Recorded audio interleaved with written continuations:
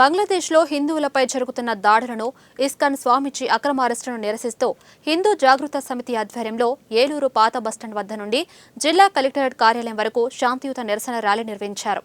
ఈ కార్యక్రమంలో APSRTC Vijayawada zone chairman మరియు ఏలూరు నియోజకవర్గ జనసేన పార్టీ ఇన్ఛార్జ్ రెడ్డి అప్పలనాయుడు పాల్గొన్నారు.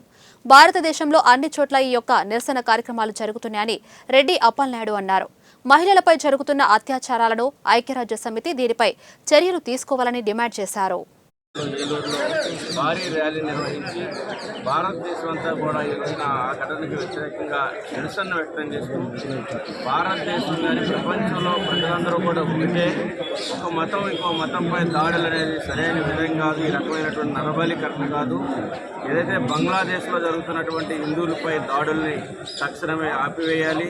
అక్కడ మహిళలపై జరిగేటువంటి అత్యాచారాలని మన ఐక్యరాజ్య సమితి, ప్రపంచ దేశ ఐక్య వేదిక ఏదైతే ఉందో ఐక్యరాజ్య సమితి ఎమ్మటే దీంట్లో ఇన్వాల్వ్ అయ్యి ఎమ్మటే చర్యలు తీసుకొని, అదేవిధంగా ఇస్కాన్ టెంపుల్కి సంబంధించినటువంటి కృష్ణదాస్ గారు ఏదైతే ఉన్నారో వారిని అక్రమంగా అరెస్ట్ చేశారు.